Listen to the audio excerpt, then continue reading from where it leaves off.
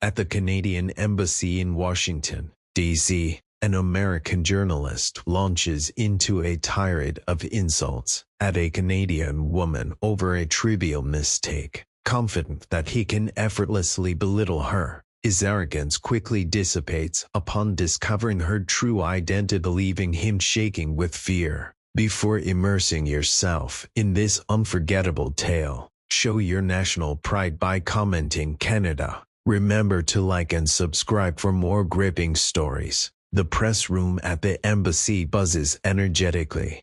Intense pressure. Moments ago, Prime Minister Mark Carney wrapped up intense trade negotiations with President Donald Trump, during which the threat of 25% tariffs on Canadian goods loomed ominously. He now stands at the podium in an impeccably tailored navy suit, his expression composed and resolute. Behind him is the towering Canadian flag, its red maple leaf illuminated under soft lighting. Nearby, a large screen displays a graph depicting US-Canada trade relations, a stark reminder of what's at stake economically. Reporters from CNN, Reuters, AP, and BBC take notes diligently as their cameras flash like fireflies flicker as the air crackles with anticipation. Mark is about to address the crowd. Below the stage, Diana Fox Carney stands quietly beside her assistant Claire, having just returned from a climate research meeting.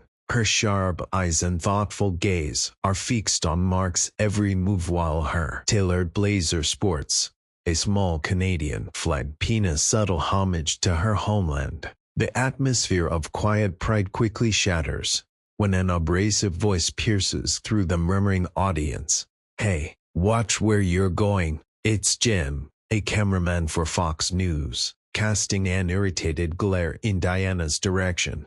She accidentally nudged his camera, causing it to tilt during a live broadcast. "This is a press conference, not chaos," he snaps while trying to fix the lens. Diana, remaining unruffled and embodying classic Canadian politeness, replies calmly and warmly, "I'm terribly sorry. It was an accident, and I'll be more careful." Her apology is genuine, because Canadians value instinctive courtesy. However, Jim's frown grows deeper as his irritation remains evident. "You've messed up my shot," he grumbles, shaking his head. Sean Hannity, the Fox News host, appears just steps away with a face full of irritation. Although he's unfamiliar with Diana personally, her Canadian flag pin draws his attention and becomes an outlet for his smoldering disdain.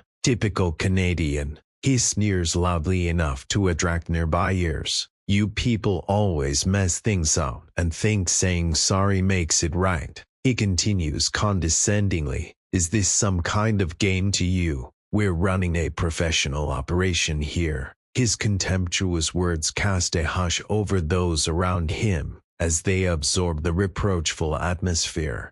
Nearby reporters who sense tension in the air, Diana meets his gaze with a calm yet resolute expression. "If such a minor incident unsettles you this much, I wonder how you maintain your professionalism on air," she remarks politely but firmly. "In Canada, we apologize as a sign of respect, not weakness." Her response reflects Canadian civility and feels like an understated challenge that causes murmurs throughout the room. A CNN reporter quietly comments to their colleague, "Hannity doesn't realize what he's up against. Things are about to get interesting." Intriguing. Mistaking Diana for just a regular onlooker, Hannity intensifies his stance, raising his voice as he does so. With a smirk growing across his face, he dismissively remarks about respect. "You Canadians, Kimoks, are all about hollow gestures, great with pretty words but lacking in substance where it counts." His accusation continues. "Is this your hallmark? Pretending politeness while fumbling through everything else?" The crowd reacts. Some reporters are busily taking notes while others exchange knowing looks. Nearby Jim grumbles quietly to himself about how she ruined his shot and is now engaging in an argument with Hannity herself. That NAP reporter next to him simply shakes her head knowingly, whispering among themselves. People noticed that Hannity was choosing the wrong battle. She stood her ground firmly, energized by the audience's focus on him. Hannity redirected his criticism towards Canada's core identity, with a voice dripping in contempt. "Let's be honest," he declared while pointing accusingly at Diana. "Your entire culture is a sham, constantly apologizing as if that solves anything." He argued it was merely a facade for cowardice and an excuse to conceal having nothing substantial to contribute globally. "You think your polite demeanor makes you better? Spare me. Canada is just second-rate. A player who will never compare to America." His outburst, fueled by his usual rhetoric, leaves the audience in shock as reporters lean forward eagerly with pens at the ready. Diana remains upright and composed, her gaze unwavering as she challenges him. "You accuse our politeness of being spineless." Her voice rings clear and purposeful, embodying her real-life commitment to collective action advocacy. "In Canada," she continues firmly, "apologizing isn't a sign of weakness. It's an intentional act of respect and accountability. Our deeds speak for themselves. We have created a society rooted in kindness and unity, where people uplift one another instead of bringing each other down. This isn't merely an image, it reflects our very essence, something I proudly identify with as Canadian." Her words strike a profound chord, prompting soft applause from some reporters whose faces shine with admiration. Hannity's smirk fades slightly as the crowd's reaction unsettles him, yet he persists doggedly forward with increased intensity in his voice.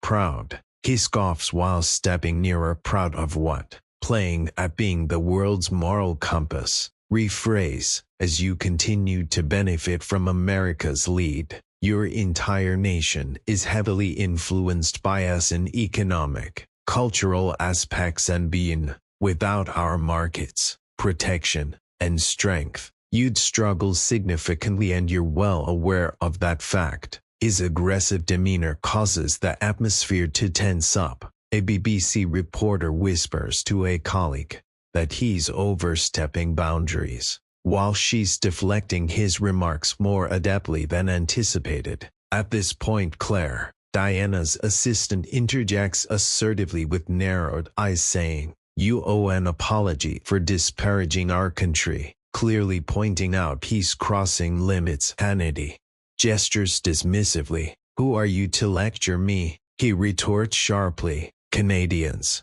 always acting so virtuous yet never contributing anything of substance. You believe you're above everyone else, but in reality, you're just pretentious nobodies." His remarks are sharp, but remain within the acceptable limits. Set by YouTube's guidelines, no slurs or incitements to violence here. On Fade, Diana leans closer, her voice steady and full of conviction. "You mistake our kindness for weakness. That's your oversight," she replies calmly. "In Canada, we don't need to raise our voices to make an impact. Listen carefully and work together.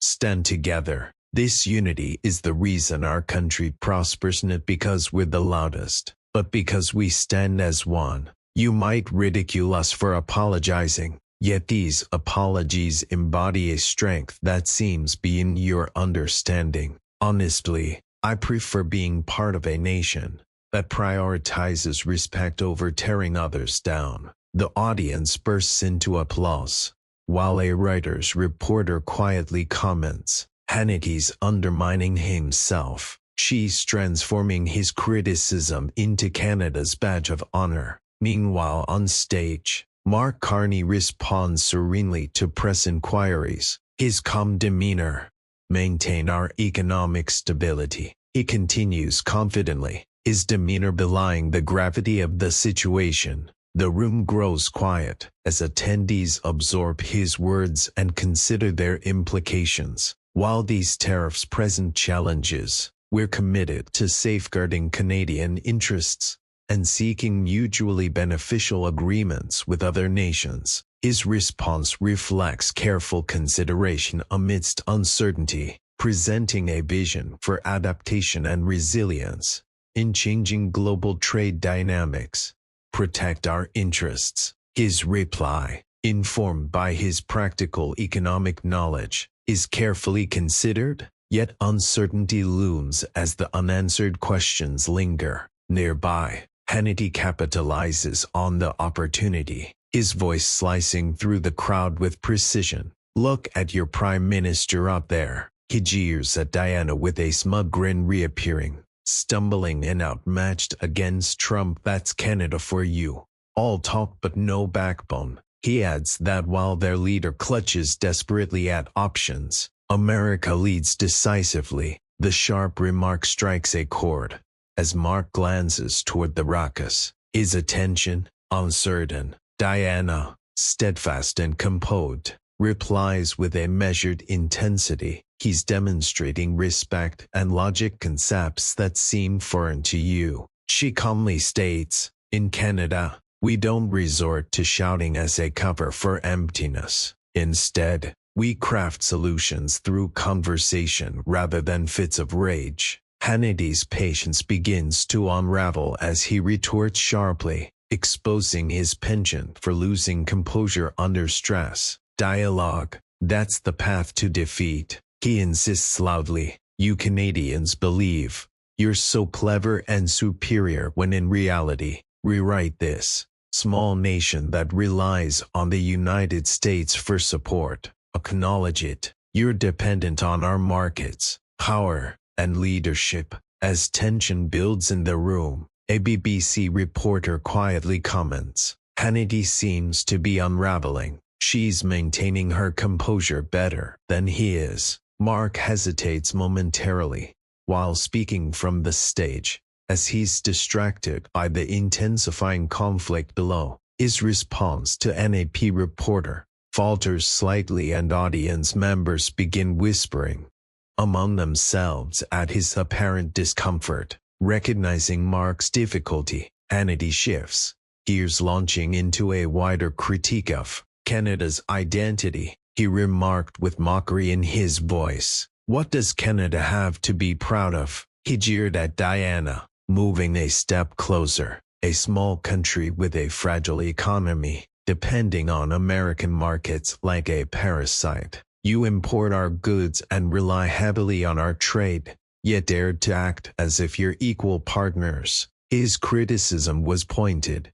Your entire nation is laughable economically and culturally, rooted in the real US-Canada trade dynamics. His words struck a chord as silence enveloped the room, while everyone awaited Diana's response. But her eyes sparkled with Canadian resilience, possess an undeniable wit, and embraces self-deprecating humor, which epitomizes her country's unique appeal. "Yes, we may be smaller," she remarks with a gentle smile, "but we're adept at working together without needing to boast about it. In Canada, making a meaningful impact doesn't require being the loudest voice in the room. Perhaps you could consider collaborating instead of resorting to criticism. It might suit you better than raising your voice." The audience laughs as Hannity's expression falters slightly, his initial confidence visibly rattled. He counters defensively with raised tones. "Collaborate. You're merely relying on America's strength. The strength lies in collaboration and resilience, not size. Don't be fooled into believing that without open borders we would crumble." Diana's voice becomes more assertive as she draws from her extensive economic knowledge to make her point clear.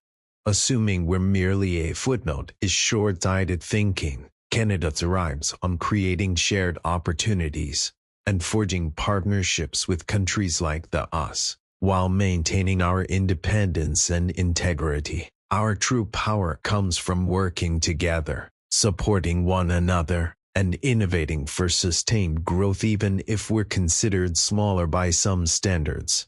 We stand together, prioritizing respect over arrogance. Our trade partnerships, resilience, and unity are what set us apart. There's much to learn from this approach. If you'd pause to listen rather than speak endlessly, her words ignite applause as the crowd's energy shifts decisively in her favor, their clapping resonating throughout the room. Claire, Diana's assistant, steps forward confidently and asserts she's an expert on UN climate policy, directing her comment at Hannity with a firm tone. Consider checking your facts before continuing down this path. Hannity was taken aback, stammering, "Expert? I don't care. She's just another Canadian," with an air of superiority. Nearby, an AP reporter quietly commented to a colleague that Hannity seemed outmatched as she deftly challenged him and captivated the crowd's attention. Meanwhile, Mark remained on stage facing a more challenging inquiry from a Reuters reporter who pressed him further. "Prime Minister," she asked pointedly, "critics assert that Canada's contributions to NATO are lacking. How do you address claims suggesting reliance on American defense?" Distracted by the commotion below, Kay begins. "Canada is a dedicated NATO partner that plays a crucial role in global security through our troops and strategic initiatives." However, his response lacks its usual refinement as his voice slightly wavers. The audience picks up on his discomfort, prompting murmurs to spread across the room. Sensing an opportunity, Hannity addresses the crowd with theatrical flair. "You all see this," he exclaims dramatically while gesturing emphatically. "Canadians may consider themselves equals to us, but their Prime Minister seems out of his depth.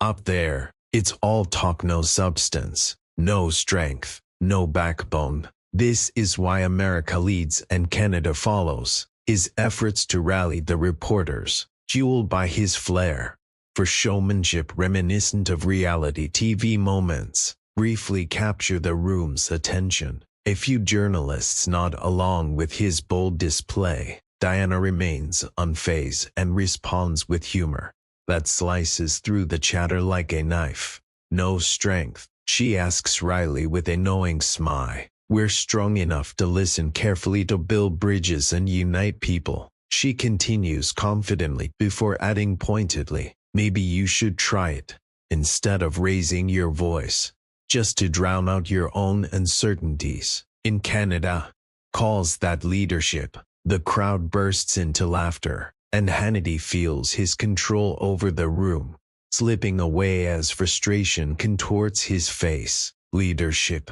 he yells, voice cracking with emotion. "What do you know about leadership? Your Prime Minister's shaking up there, while you're down here acting like you've got it all figured out. Canada is just America's shadow, always has been, always will be." His unfiltered comments elicit gasps from the audience, while a CBC reporter murmurs to themselves how he's trying desperately to win them over but losing ground, as she captivates everyone with every word spoken by Diana, who remains composed and unwavering in her demeanor. Replies, "To speak with the Prime Minister, you need to show respect and patience. In Canada, we don't force our way into conversations, but earn attention through dignity." Her remarks, embodying Canadian politeness, are met with loud applause as the crowd support decisively shifts in her favor. Mark concludes his speech as his assistant, Thomas, urgently whispers to him about a situation. "Sir," he informs, "Diana is being confronted by Hannity down there. It's becoming intense." With determination etched on his face, Mark nods firmly and swiftly exits the stage alongside team members.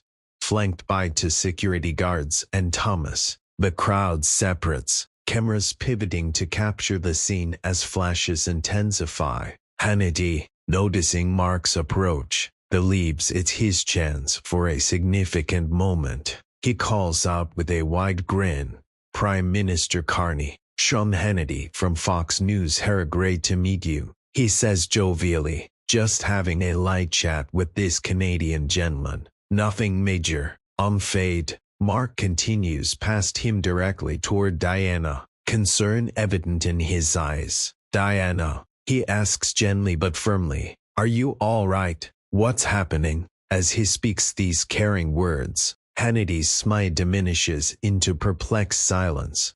He recognizes his error, his confidence fading away. "Prime Minister, I didn't mean it like that. It's just a misunderstanding," he stammers, watching as the bravado he shows in public crumbles under the gravity of his mistake. Diana calmly explains, "He insulted me over a minor accident and escalated it into an attack on our country, all because of this." She gestures to her Canadian flag pinned with determination in her voice. Mark turns towards Hannity with a piercing look and addresses him formally yet commandingly. "Could you provide your name and outlet?" Sean Hannity from Fox responds promptly.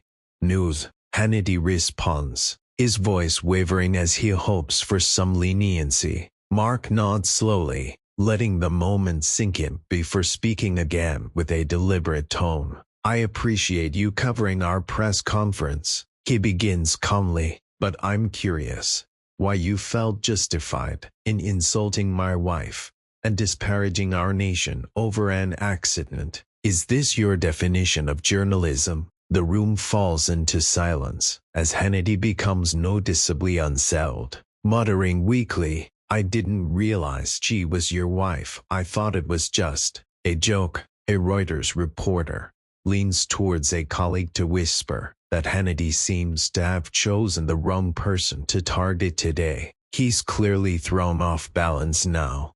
Finished, Mark stands next to Diana and addresses Hannity with a controlled intensity, his voice carrying the weight of true leadership experience. "In Canada, we're taught to respect everyone, women, strangers, anyone we encounter," he states firmly but calmly, maintaining eye contact with Hannity. "We don't belittle others just to elevate ourselves, nor do we use insults as a cover for ignorance." His tone grows more serious. "Today you've done all those things and called it professional conduct. You mocked a woman over an accident and then went after an entire nation. That's not journalism. It's simply disgraceful behavior." Word today, Hannity, visibly uncomfortable, attempts to regain his composure. "Prime Minister," he implores with shaky conviction, "it was never my intention to cause offense.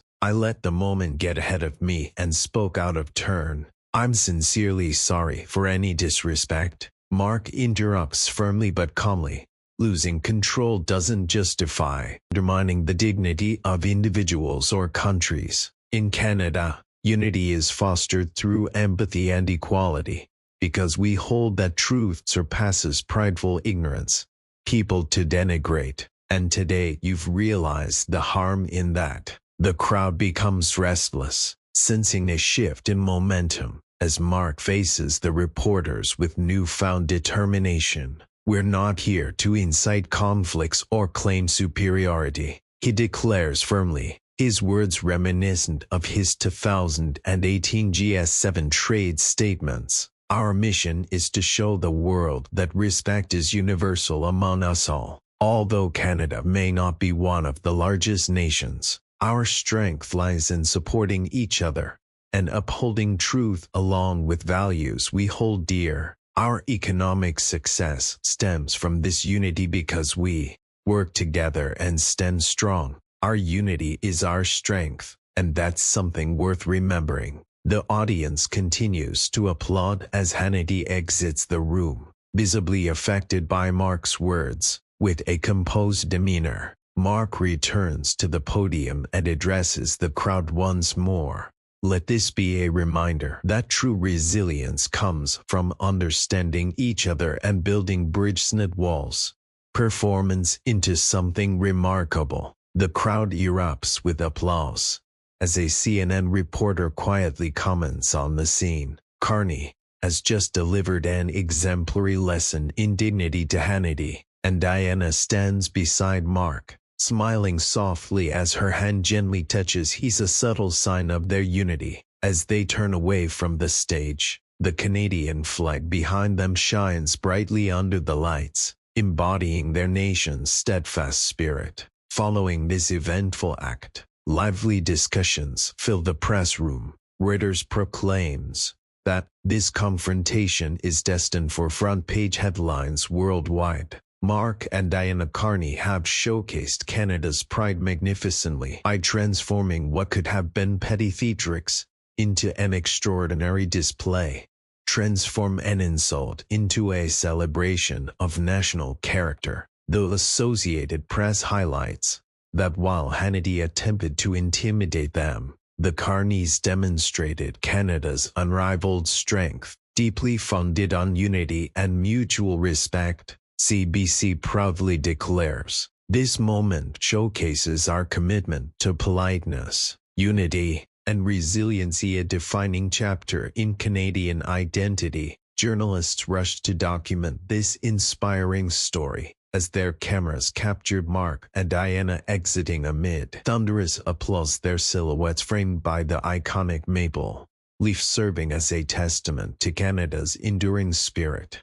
Says Canada's politeness is a weakness, it's because they misunderstand its true power. This story goes beyond mere conflict. It reveals what sets Canada apart. Together, we face obstacles head-on and drown out the loudest detractors with our unity. Politeness isn't just an aspect of Canadian character, it's the very backbone that emphasizes respect over hubris. Our togetherness isn't merely words, but a protectively crafted bond, built on teamwork and mutual goals. Mark and Diana Carney exemplified how Canada's core qualities, keenness, determination, criticon quiet even the boldest opposition voices when truly embraced. If someone questions our nation's spirit, how would you respond? If you're proud of Canada, inspired by its people, or simply enjoy a thrilling competition, talk Canada in the comments below. Don't forget to like and subscribe to stay updated on who might challenge Canada next. Will Hannity make another attempt? Let's discover it together.